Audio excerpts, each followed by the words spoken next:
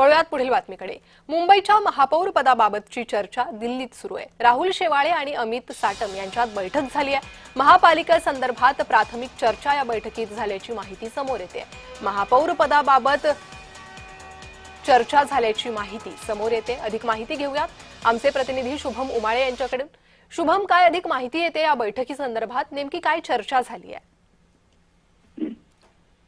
प्रणिता, बघायला गेलं तर राहुल शेवाळे जे माजी खासदार आहेत आणि शिवसेनेमध्ये सध्या सरचिटणीस आहेत, ते काल सकाळी दिल्लीला रवाना झाले आणि मात्र काल त्यांनी अनेक भेटीगाठी घेतल्यानंतर काल रात्री प्रामुख्याने महाराष्ट्र सदन दिल्ली या ठिकाणी त्यांची रात्री बैठक झालेली आहे।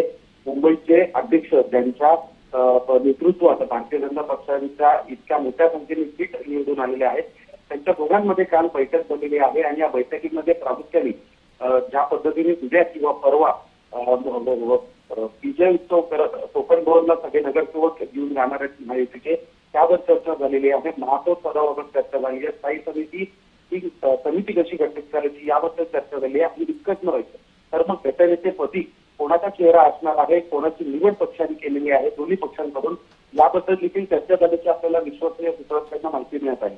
सध्या हे फोटो आणि व्हिडिओ जे आहेत ते समोर आलेले आहेत कालच्या दोघांच्या बैठकीमधले। आणि काल रात्री उशिरा ही बैठक महाराष्ट्र सदन दिल्ली या ठिकाणी झालेली आहे। या बैठकीतले अपडेट्स जे आहेत ते राहुल शेवाळे, उपमुख्यमंत्री एकनाथ शिंदे यांना देणार, तर अमित साटम पक्षातील वरिष्ठांकडे आणि देवेंद्र फडणवीस यांच्याकडे येणार। देवेंद्र फडणवीस दाभोळ दौऱ्यावरून आल्यानंतर आणि उद्या आरक्षणाची सोडत महापौर पदाबाबतची मंत्रालयात आल्यानंतर दोन्ही नेते जे आहेत मिळून महापौर पद कोणाकडे किती असणार, एकाच पक्षाकडे असणार याबद्दल निर्णय घेऊन लवकरच तयारी करते।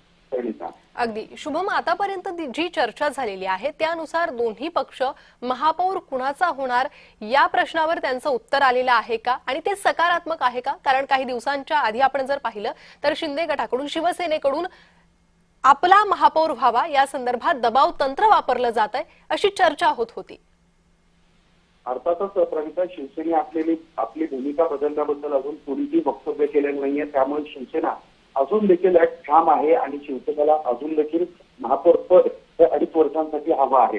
पण मात्र त्यानंतर जी समीकरण संपूर्ण राज्यात बदलली, भारतीय जनता पक्षाने देखील महापौर पदाची मागणी ही ठाणे असेल किंवा ज्या ठिकाणी शिंदेचे नगरसेवक जास्त निवडून आले त्या ठिकाणी केलेली आहे। अशामध्ये दोन्ही नेत्यांमध्ये काय चर्चा झाली आणि त्यांचे वरिष्ठ काय ठरवणार यावर सर्व भवितव्य महायुतीच्या महापौर पदाबाबत अवलंबून आहे।